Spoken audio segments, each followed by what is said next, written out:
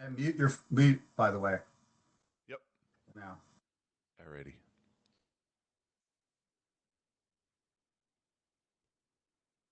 All right, and we are live. Good morning, everybody. Today is Wednesday, April 22nd, 2020, and I want to welcome everyone back to our Facebook page. My name is Michael Kvidahl, Digital Marketing Specialist for the New Jersey School Boards Association. Once again, coming at you live through the power of Cisco WebEx, trying our best to flatten the curve and always practice social distancing. NJSBA has been hosting Facebook Live events to address questions from boards, school administrators, and educators during the COVID-19 pandemic. If you want to view a replay of any previous broadcasts we've had, click the videos tab on the left-hand side of the screen, NJSBA's Facebook page, and make sure you click that like button so you can be notified when we do go live in the future. A quick note about the rest of the week. Tomorrow, Thursday at 1 p.m., we're coming at you with a legislative update with Jonathan Pushman, NJSBA's legislative advocate, who will be discussing advocacy in the age of the COVID-19, and we'll provide an update from Trenton. So join us tomorrow at 1 p.m. for that. And then at Friday at 1 p.m., as a part of our wellness series, Alicia DiLorenzo will be back once again, 1 p.m. in her time slot, with a interesting one called Leading Through a Pandemic. So that episode is for school leaders. We're going to come together, share openly about the aspects of leading that have been challenging and rewarding, and then together we will practice self-care strategies to support your well-being. And of course, today we're going to be talking with the Conserve Wildlife Foundation, whose work of monitoring ospreys, their life history and special adaptations, and their incredible recovery from around 50 to over 800 ospreys in New Jersey. We're going to be sharing some links and resources in the comment section and through this live stream. Yeah, I just want to let everyone know we are monitoring the comment section during and after this broadcast. So if you have any questions or comments or just want to say hi, drop it in the comment section below and I'll forward it along to our experts. So whether you're a school board member, administrator, teacher, or even a parent, we are here to serve you and help you work through this difficult time. So finally, as I always say in every single broadcast we've had so far, I hope everyone and their families are doing okay. They are healthy. So without further ado, today we are back with NJSBA's iSTEAM and Sustainable School Specialist and Lead Green Associate, John Henry. Good morning, John. Good morning, Michael. How are you? Doing really well. How are you doing?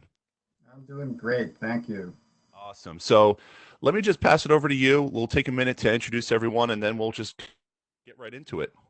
Okay, so yeah, before we get into the main content here and talk about ospreys and the really great stuff that the Conserve Wildlife Foundation is doing, I'd like to take a minute to introduce yourself. So Stephanie, if you could, just introduce yourself and what your role is.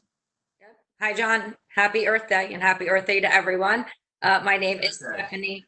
My name is Stephanie DAlessio. I am the Director of Education for Conserve Wildlife Foundation of New Jersey. Thank you. How about you, Ben? Yeah, I'm a Habitat Program Manager for Conserve Wildlife Foundation of New Jersey, and that just means I do a lot of work on a lot of different projects, and one of those includes ospreys. That means you get to play in the field, right?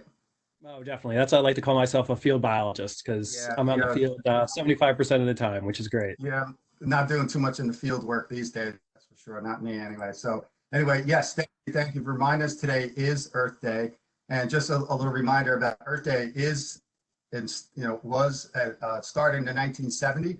It's an annual celebration honoring the achievements of the environmental movement and raising awareness of the importance of long-term ecological sustainability. So I want to remind everybody what the definition of sustainability is. Sustainability focuses on meeting the needs of the present without compromising the ability of future generations to meet their needs. This concept of sustainability is composed of three pillars: social, environmental, and economical, also known as people, planet, and prosperity. So in other words, if we're going to focus on making money economically, or we're going to sacrifice people on the planet, that's not sustainable and that won't last. So there are a lot of organizations, including New Jersey School Boards Association, that are focused currently and have been for quite a few years now on sustainability and making our schools healthier learning environments at lower operating costs. And of course, that does really carry over towards student achievement. We know that there's research to back that up. So I do want to challenge everybody too, to before we actually get into the main content here, can just think about this. Make a commitment today to do one thing, one change, or take one action that will have a positive impact on the environment. Not just because it's Earth Day, but because it's really about saving our planet, preserving our planet, and having that future that shared future that we all want. And so, I challenge you to do that today and just make the commitment, think of one thing, post it on the Facebook comments page. You can also use our Google form that we have on our Steam Tank page and post what you're going to do and make that, hopefully you'll make that, that change an ongoing habit. So I want to remind everybody that what we do here with sustainability creates healthier learning environments. And I believe now that we're all at home, this is a great time to focus on our sustainability goals in our school districts. I know we have mentioned this in the past, but I do want to remind everybody that let's focus on it. Not just again because it's Earth Day, but or because when we go back to whatever normal is going to look like when we get out of this COVID-19 situation, but do it now, not next week, not next year, do it now. We only have one planet and preserving is extremely important and it should be on all of our priorities. So let's jump right in with our guest. And so Stephanie, I'm going to ask you the first question, which I'm curious about, and I know a little bit about it now, but what is Conserve Wildlife Foundation and why is it important? Sure. Thank you, John. So our mission is to protect and preserve the at-risk and rare wildlife that lives in the state of New Jersey. So it's important because we do that in 3 different ways. We do that through field science on such projects as bats, bald eagles, ospreys, salamanders. We also do that through habitat restoration and education and public engagement, which I am the director of that department. And what we do there is family and community outreach programs that are presented by people who are top in the field in the species that they deal with. They educate the public about the species that they work with. And also we do education programs geared specifically towards youth to help create the next generation of environmental stewards and STEAM professionals. We do that through teacher professional development, in-school and out-of-school programs, summer programs, and other experiential learning opportunities. And all of our formal education, so are differentiated to meet the specific culture and community of the school and district, also of the students, and they're all aligned with next generation science standards, New Jersey learning standards as well. Great, thank you. And I do want to emphasize the one thing that you did say is experiential learning and all the cool stuff that you do, and even other organizations that are a lot of hands-on. Experiential learning and project-based learning, things like that, and the pedagogies, they engage students. You get them outside, get them looking at wildlife and the environment. It's really a great engagement tool for learning multiple content areas.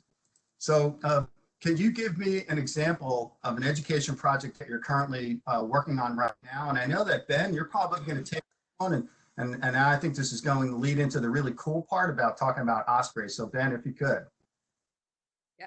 So right now, so all of our programs basically, one of the focus are on our webcams. So 3, we have peregrine falcons, we have ospreys, and we have eagles. All of our programs have now gone virtually so that I can ensure that our programs are definitely completed by the end of the year, and also to maintain that relationship with the students to let them know that we are not going anywhere and that we are dedicated to making sure that their educational process is as smooth as it can be towards the end of the school year.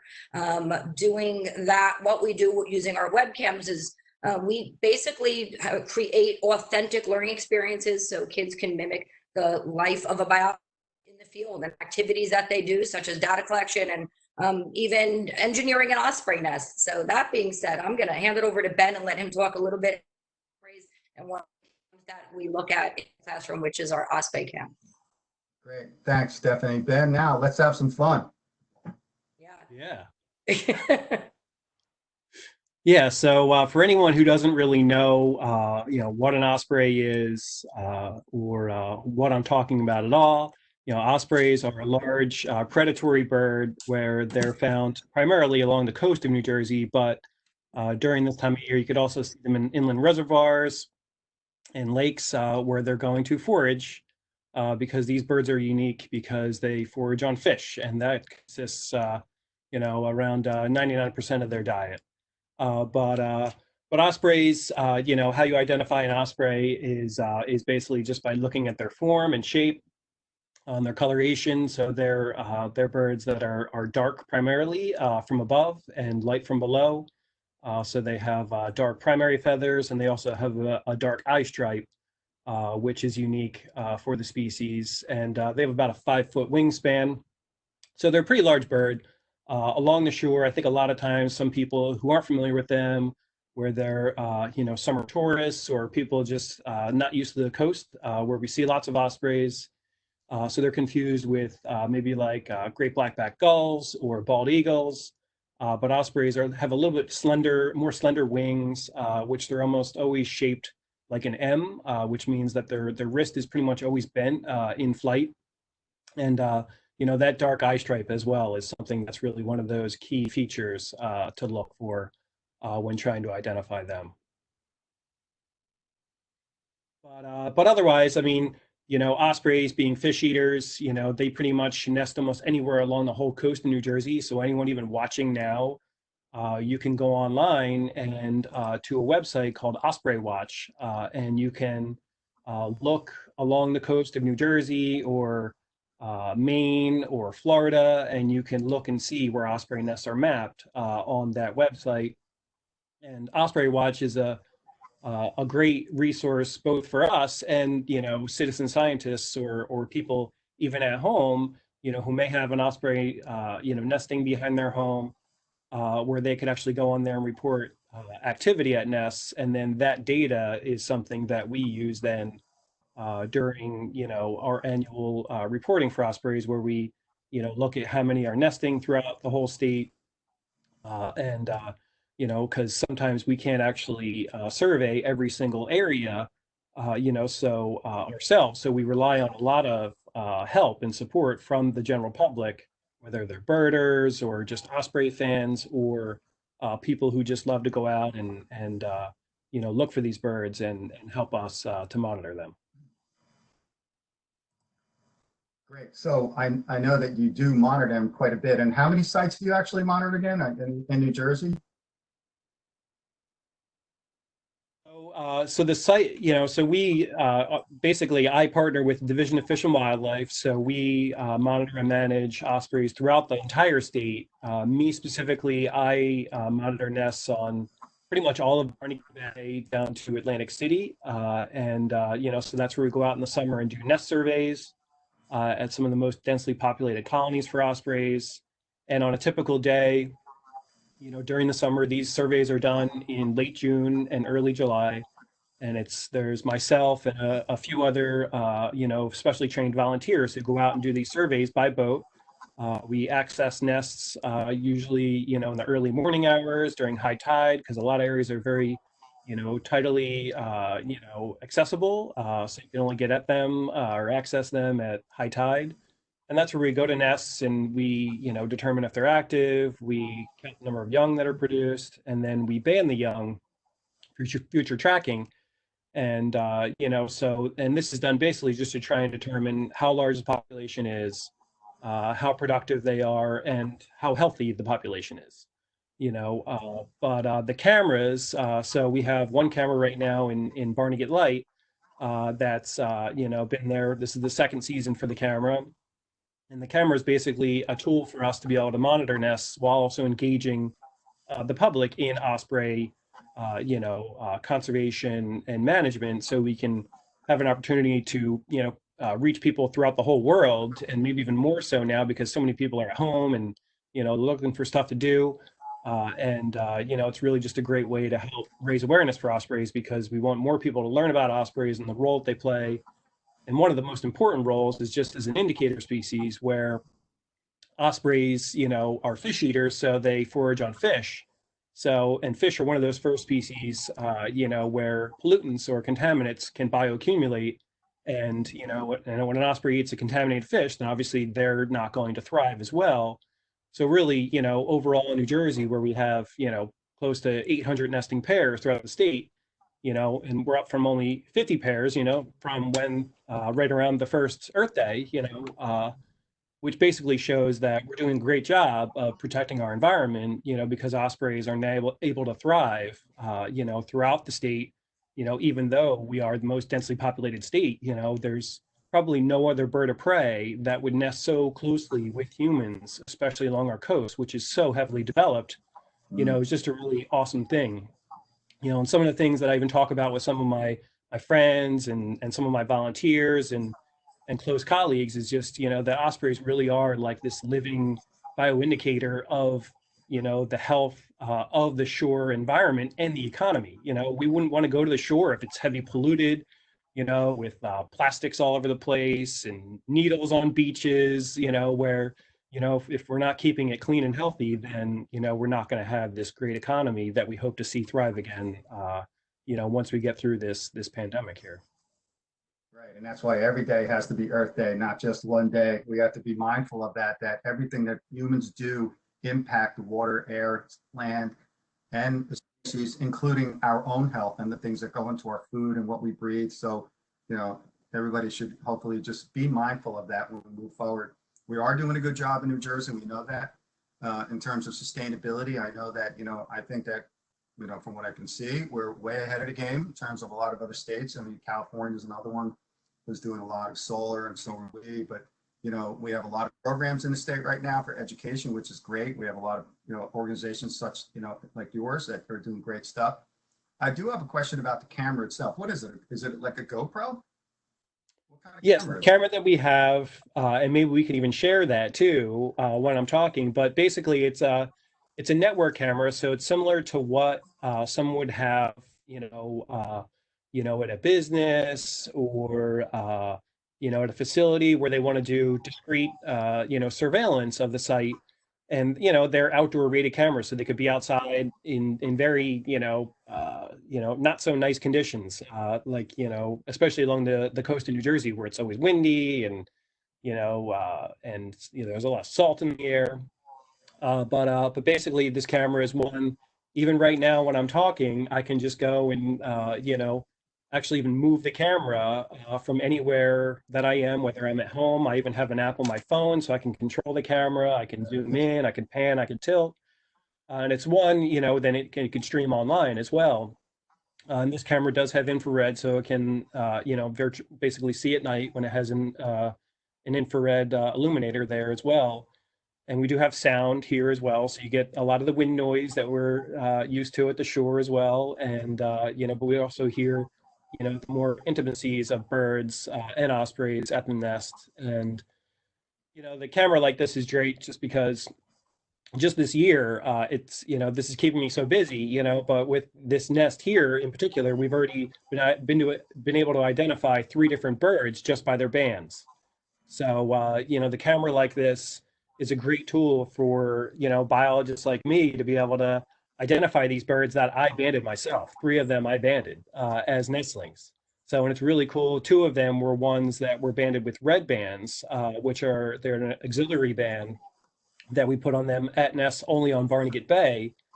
And they're ones that they're able to be read more easily when the birds are still alive. Most bird bands for migratory birds are put on, to be collected when the bird is in hand, when the bird is injured or it's harvested, say like waterfowl or a duck. Well, they're really hard to read when they're still alive. So cameras like this are able to read these bands much more easier. And especially when they're these big red bands that it only has like, there's 2 digits and 1 alpha code on there, and you're able to read it very easily. And then we're able to learn more about these birds. And there was one bird who's been resighted a couple times as well.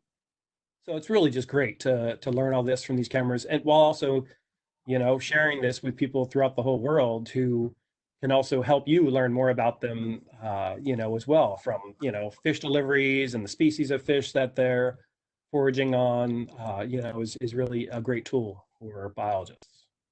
Yeah, I love the fact that this is live and you get to look at this at any time, and the infrared feature even at night, because it might show some habits that you normally wouldn't see.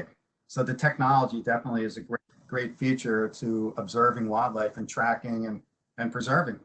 So I would imagine that students can probably do this at home, not with an osprey, of course, but would they be able to do something like with a GoPro and hook it up, and just maybe if they had other types of birds in their backyard or other type of wildlife, you could probably do the same thing.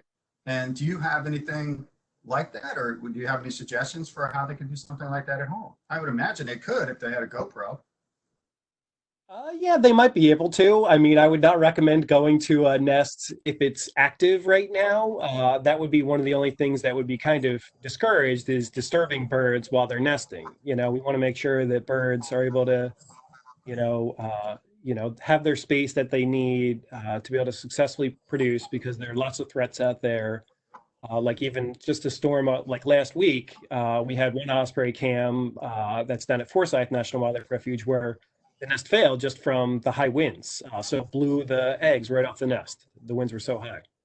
Right. Yeah. What I mean is, can they do it in like their own backyard? I mean, would they be able to, like, if somebody, some students might have GoPros, or like my daughter has a GoPro, she uses it all the time. Would that actually be able to be put in their backyard and just observe? Let's say they had a bird that was coming in, they want to learn more about.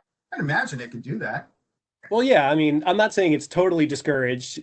If you have a nest box or something, where you might have house sparrows or wrens or something nesting, you could definitely probably attach a, GoPro outside of that. I mean, I actually even have a bird building a nest on a wreath that I have on my front porch, and I want to know who that is. So I might actually install my GoPro up by it and even just record the nest building process, to see who it is, and share the, pictures of the nest building and everything. So I definitely think there's observations and things that students can do at home, to monitor their own wildlife. It's just doing it in a way that that you're not going to disturb those birds. Of course. But yeah. Of course. So John, They don't need the tech. just They just observe outside their backyard too. So yes, Stephanie.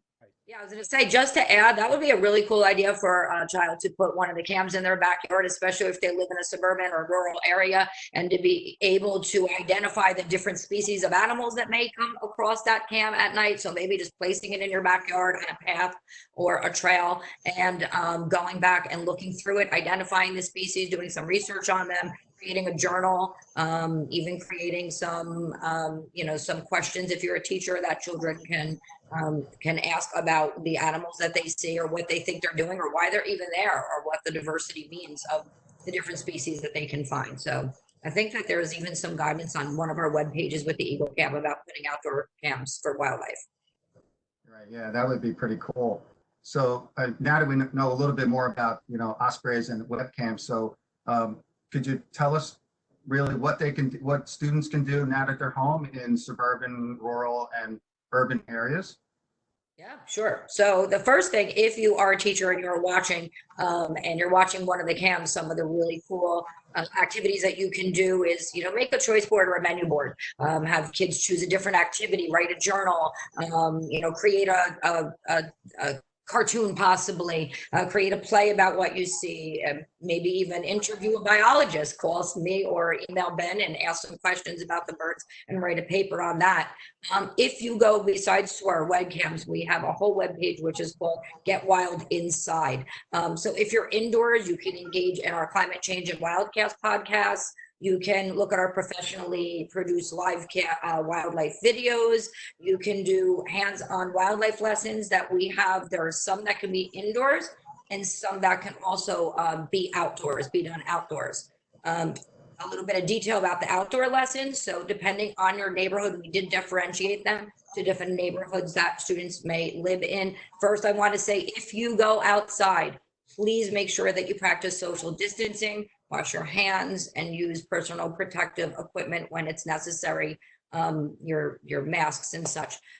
So one of the things that we have, if you live in a wooded area, we have a video that can show you how to identify bugs on a decomposing log. So that's pretty fun. You can watch that. Students who live in rural areas, we have an animal tracking activity where we actually go out and we show you how to identify the different tracks that animals leave in the dirt, and also animal scat. You know what that is, John, right? Animal scat that you may find hidden on a trail or wooded dirt path that you might be exploring. If you live in an urban area, if you live in a city and you don't have access to go to a wooded area, you can use our data collection activities that we have to identify and classify animals that you may find that live in your city, or you can take a really cool city nature walk and do this scavenger hunt that we have, and you can mark off all the items on the list that you may find right in your own backyard. So those are some really cool activities we have available on our on the Get Wild Inside webpage. I'm sure the kids are going to do the activity on the scat, Stephanie. That's sure they will. No escaping the scat. No, thanks for sharing that. That's good. And it's probably even, you're probably just touching the surface, you know, scratching the surface on the activities that you have on your site. That's good. So I do have a question for Ben. Ben, you mentioned that you had volunteers come out to the sites themselves. Do you ever have student volunteers, or how do you work with students in schools and local schools to those areas? Yeah, so I don't really, work directly with schools. That's more Stephanie, but I do programs, a lot of times out in the field. One of the places is Sedge Island, where there's a natural resource education center. And something I was really looking forward to this year, which I'm not sure if it's going to happen just because of the COVID-19, is the Sedge Island celebration that we do in partnership with DEP and Parks and Forestry and everything, and Fish and Wildlife, is just to get everyone out to Sedge, which is, I can't talk about ospreys and not mention Sedge just because it's home to New Jersey's most densely populated colony of nesting ospreys, where we have around 40 nesting pairs. And so I try to engage, and it's an event where it's family friendly, it's totally free, and you get to get out and do all these different activities to experience, nature and Sedge Island, and clamming and fishing and birding.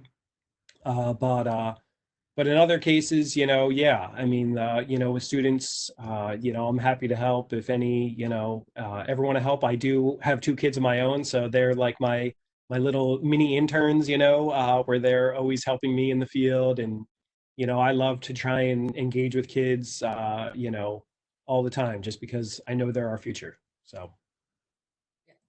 Something I want to add, really cool opportunity we have for teachers and school districts is that we actually do professional development. Ben and I will go out to Sedge Island in partnership with New Jersey Department of Environmental Protection and Fish and Wildlife in Sedge Island. We actually study the birds, we learn about their adaptations, and then what's really cool is we can build a food chain starting all the way down from the detritus all the way up to the apex predators like osprey and peregrine falcons, and those can be differentiated. Ben talks about the biology. We have different biologists and naturalists out there who talk about the ecology of Sedge Island, and then I get into more of the pedagogy and the educational theories. So that's a really cool PD. If anyone's interested, please feel free to reach out. Yeah, great. Really good stuff. Well, I hope the students and teachers reach out to you guys and, take advantage of the resources and your knowledge and experience with environmental education and preserving wildlife. And it's all really good stuff. I do want to remind everybody that New Jersey School Boards Association is a service to your school when it comes to sustainability. I am available to work with your school district as well. In terms of working on strategic planning, policy, professional development, looking at the district as a whole school sustainable initiative. Because if you're doing just one thing, it's lower impact. But if you're looking at the building as a system and connecting the facility to education, to leadership, that's the way to be really holistically sustainable in your district.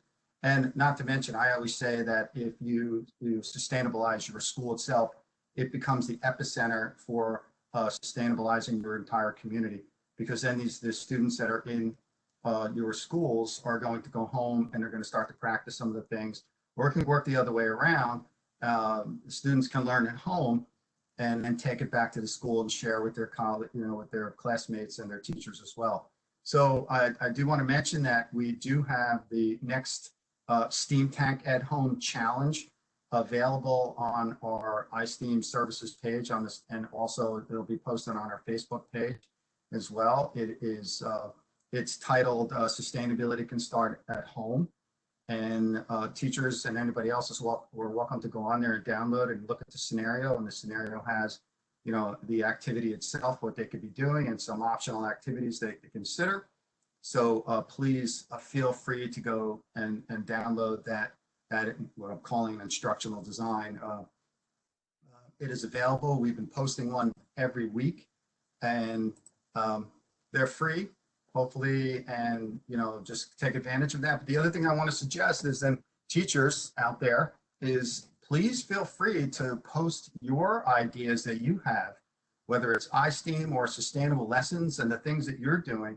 So, it's just not about me. We're developing the Steam Tank community here. So everybody who's involved in this and staying at home, let's share your great lesson plans and post them either on the Facebook page, share it on a YouTube link, or some activity that we can, that students can do while they're home. So that's about it for me on this side, but I really want to thank Stephanie and Ben for sharing their information and spending time with us this morning. I'm really hoping, as I said earlier, that teachers take advantage of this and students can take advantage of this and be in the moment now in their backyard or go outside and observe nature. And again, keep in mind what I said earlier, I challenge you to do one thing today to make an impact on sustainability. So thank you both. Thanks, John. Yeah, I just want to reiterate, thank you so much, Stephanie and Ben. The resources are incredible. The live stream is great. I actually posted that in the comments below. So if anyone watching is interested, just click on that live stream in the resource page. I know it comes across a little laggy in this live stream, but on their live stream, it's really clear, it's really crisp, and it looks incredible. So those are listed below. Again, I want to reiterate that we are monitoring the comment section after this. So if you are watching this recorded, drop your questions below. I'll forward it along to our experts. So yeah, that kind of wraps up today. I want to thank Ben and Stephanie. I want to let everyone know that future Facebook Live events will be announced on njsba.org through School Board Note Facebook page. So if you haven't already, you're already here. Click that like button so you'll be notified when we do go live in the future. For the latest information, bookmark www.njsba.com/COVID-19, and I'll post that in the comments below. That landing page is our COVID-19 resource page, and it is updated daily. So again, thank you so much, and I hope everyone stays safe and has a great, great day. Thanks. Be safe. Thanks. You too. Bye.